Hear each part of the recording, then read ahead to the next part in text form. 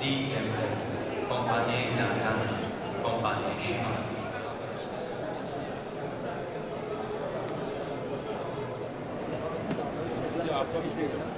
آرمان سرکی آوکو هم بشین هندک زدایت آلفی کرست آلفی و بشوازه که ارگانیک تینا درست کنن که اف خارنه کارتکنل برهمی نکتن که چون کرست کیمیاوی نافدانا بل که آرمان سرکی یا کمپانی لوجستیک آوا و همشین خارنه که ساخران بو حالات خوب پیدا کنن.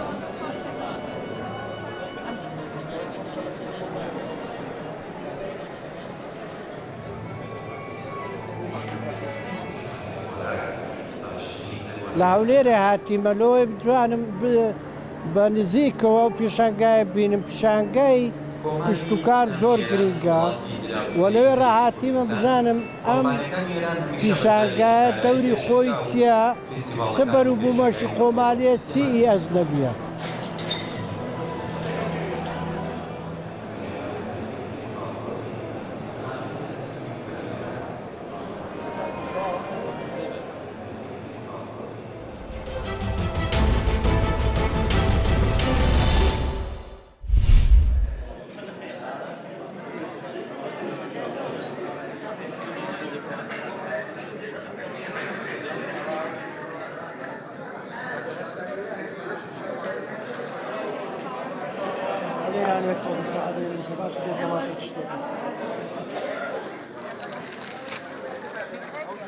پیرۆزبایی یادی 67 ساڵەی دامەزراندنی یەکێتی ئافرەتانی کوردستان لە تەواوی ئافرەتانی کوردستان پیرۆز دەکەم و خۆم و کۆمەڵێک کچ کۆمەڵی ئافرەتی سۆران و دەوروبەری کە بەشداریمان کردووە هەموو شتەکانمان پێک هاتووە لە کاری دەستی لە مۆری و مەرجان و ئیدی کە سووف و مێخەک و زۆربەی شتەکانی تریش لە خۆوەگرێ.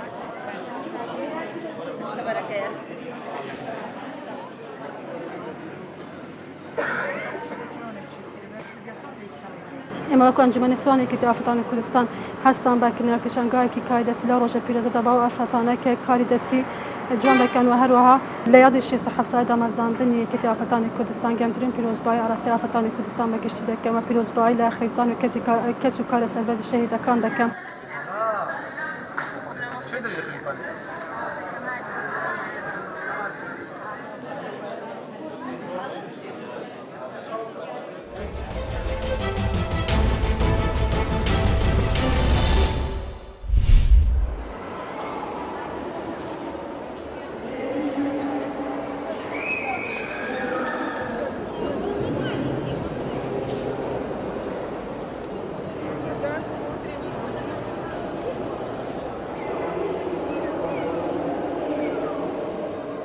Выставка кошек. На самой большой площадке представлено порядка 1500 кошек из 12 стран мира. И вообще цель этого мероприятия именно ответственное отношение к животным. То есть люди, дети, подростки могут соприкоснуться, погладить и понять, подходит животное, нет, как за ним ухаживать.